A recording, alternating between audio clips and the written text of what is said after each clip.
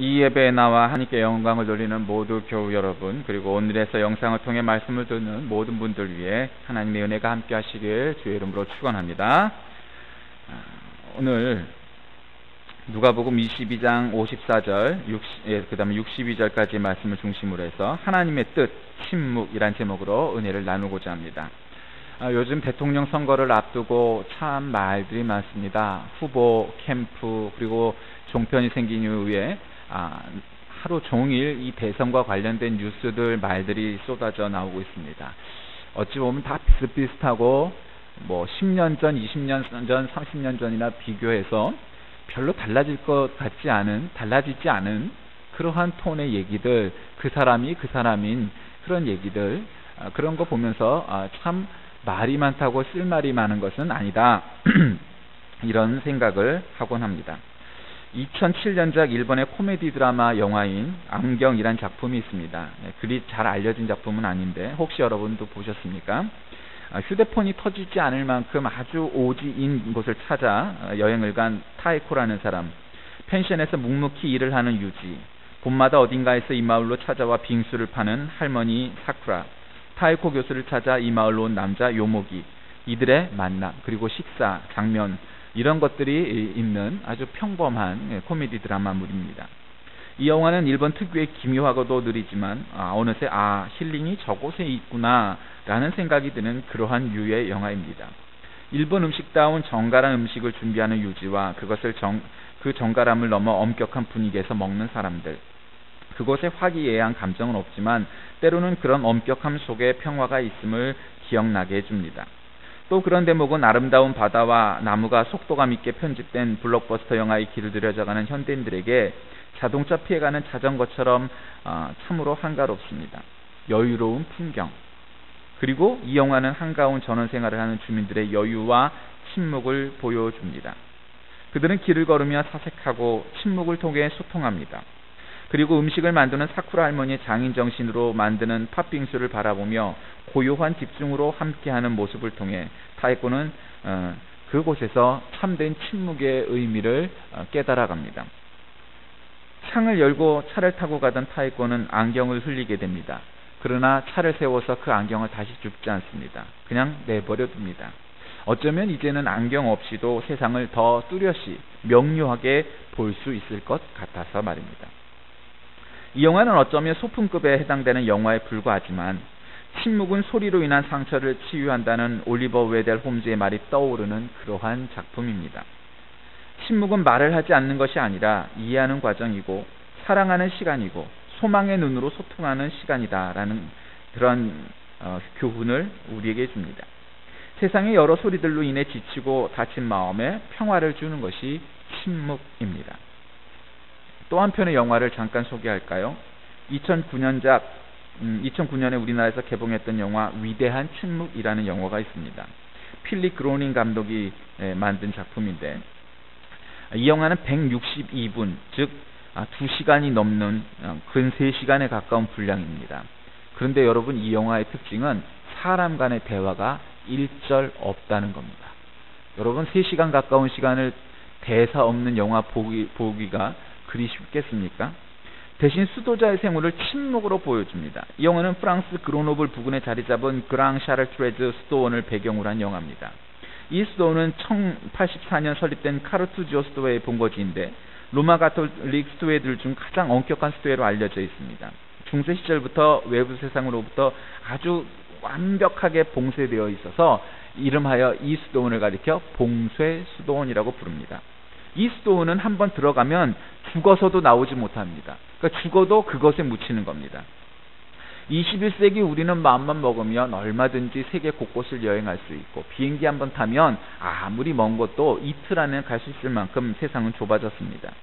그런데 이 수도원은 누구나 들어갈 수 있는 곳도 아니고 한번 들어가면 마음대로 나올 수도 없습니다.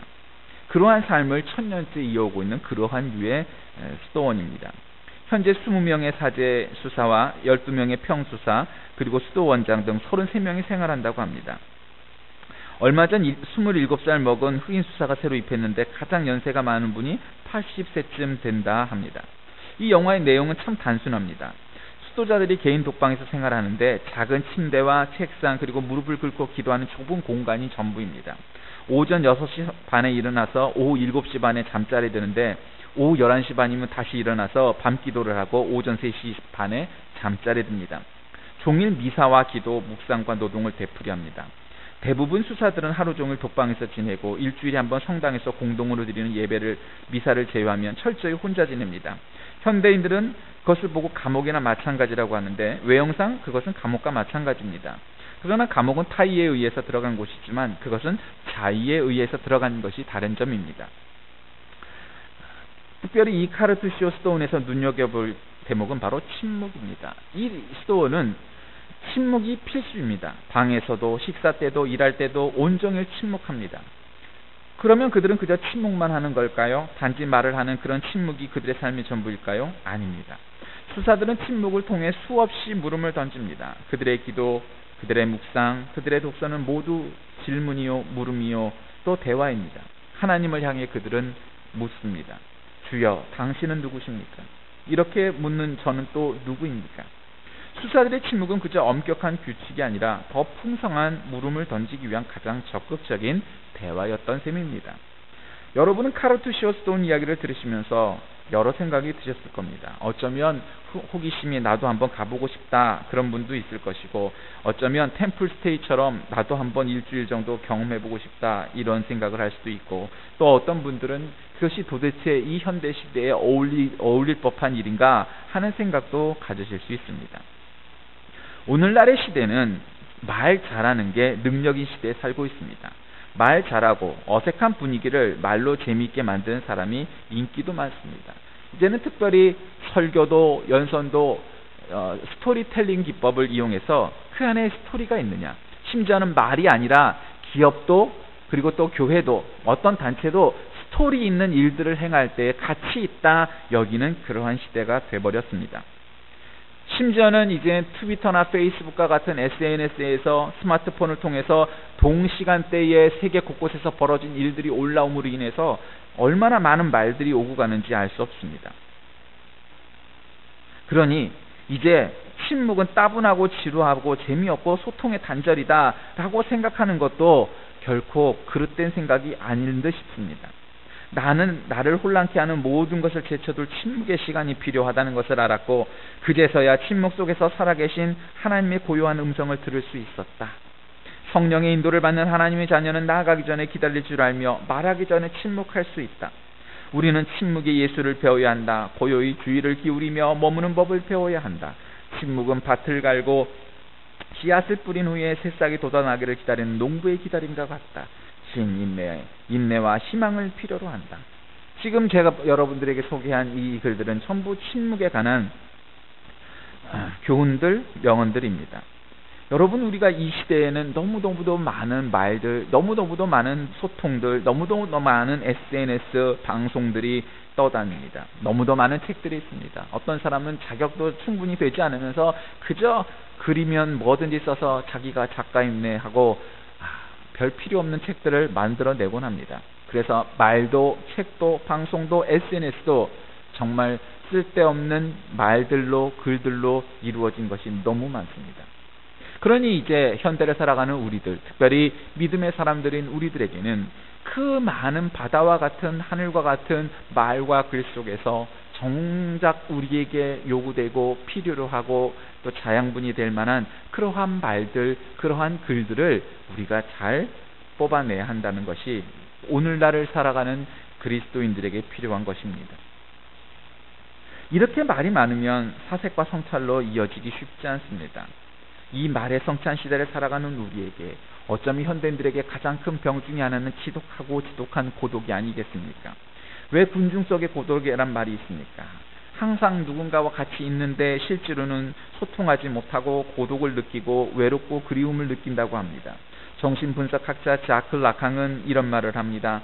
인간의 말은 단어와 단어가 이어진 소리의 연속일 뿐이며 내면의 진정한 욕망과는 거의 닿지 못한다. 어쩌면 그 말이 맞는 말인 듯 싶습니다. 가장 친한 친구와 동료 사이도 심지어는 부부 사이에도 말 때문에 상처받는 일들이 얼마나 많습니까?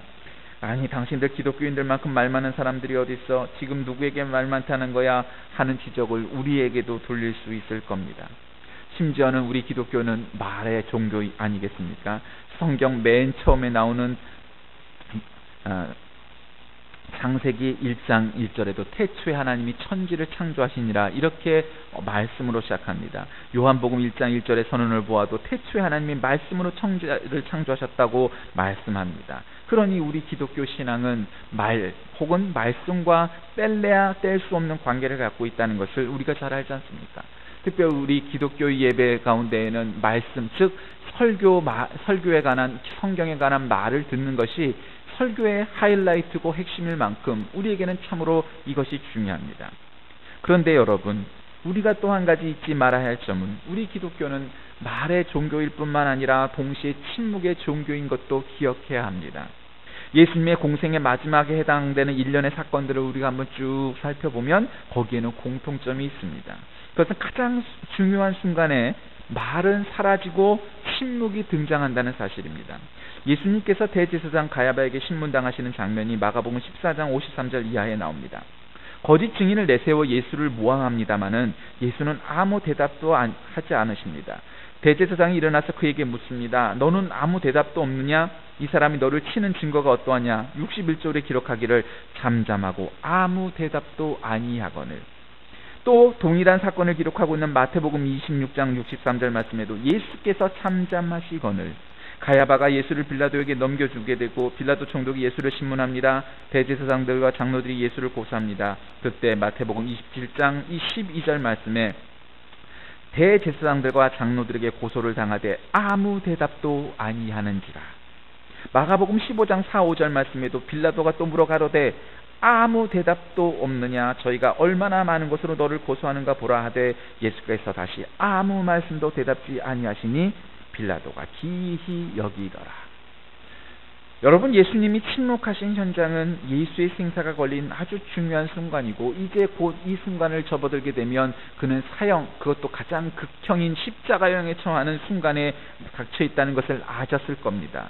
그럼에도 불구하고 예수께서는 그 속에서 무언가 항변하지 않으시고 뭔가 항의하지 않으시고 오히려 침묵하셨다는 사실을 기억하시기 바랍니다. 오늘 본문은 또 다른 예수님의 침묵의 시간을 우리에게 보여줍니다. 베드로가 대제사장 집들에 들어가 앉아있을 때 심부름하는 계집종이 그를 알아보고 이 사람도 예수와 함께 있었던 사람입니다 라고 소리를 치자 베드로가 부인을 합니다. 그러나 결국 예수님의 예언처럼 그곳에서 그는 예수를 3번이나 부인하는 실수를 저지르고 맙니다. 3번째 저주할 때 닭이 울었습니다. 61절에 이런 말씀이 나오죠. 주께서 돌이켜 베드로를 보시니 베드로가 주의 말씀 곧 오늘 닭 울기 전에 3번 나를 부인하리라 하는 말씀이 생각나서 밖에 나가서 심히 통곡하니라. 이 장면을 한번 상상해 보십시오. 베드로는 전혀 죽을 마음이 없는 사람입니다.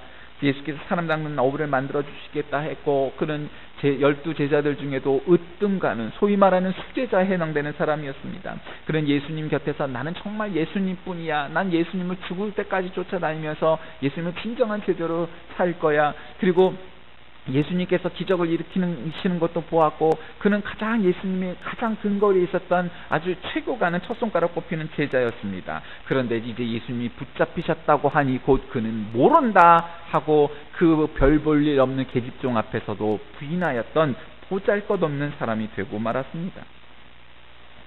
예수 때문에 3년을 허비한 것도 억울한데 잘못하다가는 예수처럼 체포당을 당해서 나도 죽을 수 있겠다 이런 생각이 들었을 것이고 겁이 났을 겁니다. 거짓말을 떠벌리며 살려고 발버둥 치는 베드로, 그리고 그런 베드로를 아무 말 없이 바라보시는 예수님. 여러분, 무슨 생각이 드십니까? 물끄러미 그 제자를 바라보는 예수님의 심정이 과연 어떠했겠습니까? 예수님이 침묵하시는 현장을 보면 항상 반대되는 말의 성찬이 벌어지고 있는 것을 보게 됩니다. 대제사장들, 바리새인들, 그들은 목청을 돋우어 목소리를 키워 예수를 핍박하고 또 항의하고 그를 고소합니다. 그리고 온갖 가면이설과 거짓말로 예수를 어떻게 하면 죽일까 생각하고 있습니다. 그런데 그 이면에 계신 예수님께서는 늘 침묵하고 계셨습니다. 예수님의 침묵이라는 것이 단지 말을 하지 않음을 의미하는 것으로 끝나는 것일까요? 그런 식이라면 어쩌면 한국 남자들, 특별히 경상도 남자들만큼 침묵을 좋아하는 사람이 어디 있습니까? 우리가 잘 아는 것처럼 경상도 남자는 3마디만 가지면 살 수 있지 않습니까? 아는, 밥 먹자, 자자. 여러분, 그것을 침묵의 전부라고 생각한다면, 말을 안 하는 것이 침묵의 전부라면 그것도 침묵일 것입니다. 그러나 지금 오늘 논하고자 하는 침묵은 그러한 류의 침묵이 아닙니다. 너희가 지금 무엇을 하고 있느냐? 그 수많은 말들, 그 수많은 소란 속에서, 전부 거짓이 난무하는 그 세상의 거짓된 속에서, 그 속에서 가장 믿고 사랑하였던 베드로조차도 네가 나를 모른다고 그렇게 해서라도 살아남는 것이 그와 같이 너의 목숨이 중요하냐? 그런 게 아니지 않느냐? 예수님의 침묵은 깨달음을 향한 또 다른 호소입니다. 진정한 침묵은 그래서 힘이 있는 것입니다. 자기를 바라보게 하는 힘, 자기를 되돌아보게 하는 힘, 자기를 깨달아 본래 자기를 찾게 하는 힘. 매일처럼 고주망태가 되어 들어오는 아들이 있었습니다. 아버지는 그 모습을 매일처럼 지켜보기만 합니다. 그리고 많지 않게 아들이 들어옵니다. 아버지가 아들을 방으로 건너오라고 합니다. 겨우겨우 몸을 가누고 들어오는 아들에게 아버지는 아무 말씀도 안 하시고 그냥 바라보기만 합니다. 10분, 20분, 30분 점점 시간을 흘러가는데 아버지는 한마디 말을 꺼내지 않습니다. 그러다가 이내 조용히 말문을 엽니다. 너는 이 집의 장남이다. 들어가자고라. 아버지의 침묵에 첫마디 말보다 더 큰 힘이 느껴지는 대목입니다. 여러분, 그래서 역사를 보면 수많은 현인들이 말 대신 침묵의 소중함을 역설하고 있지 않습니까? 핀다레스는 침묵은 인간의 최고의 지혜다라는 말을 했고, 유대인의 탈무드에 보면 침묵은 만병의 묘약이다라는 말도 나오며, 푸시카리는 하나님의 말씀이 들리는 것은 침묵 속에서이다라고 선언하기도 합니다. 이제 말 대신에 침묵이 필요한 때가 아닌가? 어쩌면 침묵은 말보다 더 강한 호소력과 이해가 있는 그러한 표현 방법이 아닐까 생각합니다. 깨달음까지 안 가는 침묵일지라도 정말 우리 사회에 침묵이 필요한 대목이 얼마나 많습니까? 어느 부인이 정신과 의사를 찾아갔습니다. 선생님, 저는 더 이상 남편과 살 수가 없습니다. 남편은 사사건건 잔소리에 불같이 화를 내서 도무지 하루라도 싸우지 않는 날이 없습니다. 아, 그래요? 그러면 이렇게 해보시죠. 남편이 화를 내고 잔소리를 하면 여기는 이 액체를 한 모금 드세요. 그리고 남편 잔소리가 끝날 때까지 절대 삼키지 말고 물고 계세요. 그날도 다름없이 퇴근에 남편이 잔소리를 시작합니다. 그리고 버럭버럭 화를 냅니다. 부인은 의사의 처방대로 액체를 한 모금 먹은 다음 삼키지 않고 잔소리가 끝날 때까지 기다렸습니다. 쉬운 일이 아니었습니다. 처방해준 약물이 약효가 있으려니 하고 꾹 참았습니다. 그렇게 하루 이틀 시간이 흘러가면서 이상한 일이 났습니다. 남편의 잔소리가 점점 줄어드는 겁니다. 나중에는 부인의 눈치를 보며 잔소리가 이내 멈춰섰습니다. 그리고 그 가정에 평화가 들어왔습니다. 아니, 선생님이 처방해 주신 약이 참 효과가 있었습니다. 그러자 대답합니다. 그것은 단지 물일 뿐입니다. 물을 입에 물고 있는 동안 부인은 침묵할 수밖에 없습니다. 싸움이란 상대가 있어야 하는 법이지요. 한 사람이 침묵하면 그 싸움은 결코 커지지 않습니다. 예수님의 침묵은 진실을 담고 있습니다. 예수님의 침묵은 우리를 향한 사랑을 담고 있습니다. 예수님의 침묵은 우리를 살리는 생명의 능력이 있습니다. 그 예수님의 침묵이 오늘 우리에게도 필요합니다. 깨달음의 장소가 반드시 수도원이나 기도원일 필요는 없습니다. 미국 사람들은 하루 5,000단어 이상을 말한다고 합니다. 성공한 사람일수록, 전문가일수록 더 많은 단어를 쓴다고도 말을 합니다. 그러한 시대에 우리는 살고 있습니다. 쉬지 않고 우리가 듣지 않으려고 해도 많은 말들이 우리에게 다가옵니다. 여러분, 우리가 하루에 단 1분만이라도 아무 소리도 듣지 않고 아무것도 보지 않고 조용히 우리의 삶을 되돌아보고 내 자신과 하나님과 만나는 그러한 시간을 갖고 계십니까? 아니면 늘 전쟁 같은 일상을 이어가면서 단 1분도 침묵하지 못하고 살아가고 계십니까? 경영 컨설턴트로 유명한 탐 디스라는 사람이 그렇습니다. 일에 치여 정신없이 살다 어느 날 전립선암에 걸렸습니다. 병에 걸리고 보니 그토록 바쁘던 시간의 양은 더 이상 중요하지 않습니다. 정작 중요한 것은 시간의 질이었습니다. 단 하루를 살아도 건강하게 살 수 있다면 그것이 아픈 사람의 아주 중요한 목표요, 진정한 가치가 되었습니다. 여러분, 건강할 때 사랑하는 우리 모든 사람들이 일상 속에서 우리가 정말로 침묵하는 시간을 갖는 것, 사색하는 시간을 갖는 것, 그것은 얼마나 중요한 일이겠습니까? 때로 하나님은 우리가 인내, 신뢰, 오래 참음, 복종과 같은 인격적인 자질들을 갖출 수 있도록 응답을 늦추신다. 이러한 자질들은 우리가 인내하며 기다리고 주님의 때를 신뢰할 때 비로소 주어지는 것들이다.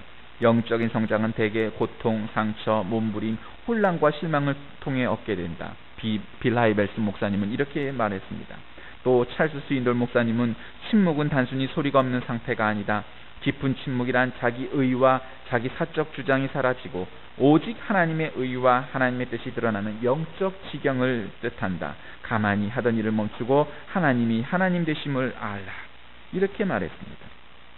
사랑하는 교우 여러분, 하나님의 뜻 가운데는 침묵이 있음을 기억하시기 바랍니다. 침묵 가운데는 하나님의 뜻이 있음을 기억하시기 바랍니다. 하나님이 우리에게 침묵하실 때에도, 또 우리가 다른 사람 앞에 침묵할 때에도 그 침묵에는 그 분명한 뜻이 있고 의미가 있고, 또 그 침묵은 그저 말하지 않는 아무것도 없는 빈 공간이 아니라 그 침묵은 어떤 때는 불같은 연설과 말보다도 우리에게 더 중요한 의미를 내포하며 말하는 시간이, 의미가 그곳에 담겨져 있을 때도 있습니다. 예수님의 침묵은 베드로의 인생을 바꾸어 놓았습니다. 그렇게까지는 못할지라도 우리는 늘 침묵하면서 그런 위대한 침묵의 가치를 깨달아 하나님의 뜻 가운데 숨겨져 있는 침묵의 의미를 우리의 삶 속에서 체험한다면, 우린 때로 말을 해야만 할 것 같은 때도, 말을 하고 싶은 때에도 때로는 조금 참고 침묵함으로 그 침묵이 말하는 더 큰 능력과 파워를 느끼며 살아갈 수 있을 것입니다. 이제 대림절 둘째 주일입니다. 우리가 이 시간 동안 살아가면서 늘 염두에 두어야 할 것은 예수님을 기다림입니다. 이 예수님을 기다린다는 것은 그저 아무 말 안 하는 것 같은 소극적인 그러한 자세처럼 보이지만 그렇지 않습니다. 기다림은 곧 만남을 준비하는 과정이요, 또 그 만남 전에 우리의 침묵 속에는 그 깊은 의미가 있습니다. 그것은 바로 예수 그리스도를 만나고자 하는 그러한 침묵 속에서 우리가 더 큰 기쁨을 고대하고자 하는 간절한 말입니다. 어떤 땐 말하지 않는 침묵이 말하는 것보다 더 큰 웅변이 되고 더 큰 설득이 되며 더 큰 이해와 사랑이 되는 것을 우리가 깨달아야 할 것입니다. 침묵, 그것은 바로 하나님의 뜻입니다. 기도하겠습니다. 살아계신 하나님, 오늘 우리는 침묵을 통해 하나님의 뜻이 그곳에서 우리에게 뭐라 말씀하시는지 깨닫는 저희가 되길 원합니다. 예수님의 침묵이 베드로 그 제자를 살렸듯 우리도 때로는 침묵을 통해 더 큰, 말보다도 더 큰 능력을 발휘하는 우리가 되길 원합니다. 아무것도 안 해서 우리의 침묵이 존재하는 것이 아니라 말하기보다 더 큰 의미와 능력이 있기에 때로는 침묵하고 세상의 소음, 또 세상의 시끄러운 소리들로부터 우리를 지키고 그 침묵 속에서 말씀하시고 일하시고 뜻하신 하나님의 뜻을 발견하게 하여 주옵소서. 예수 그리스도의 이름으로 간절히 기도하옵나이다. 아멘.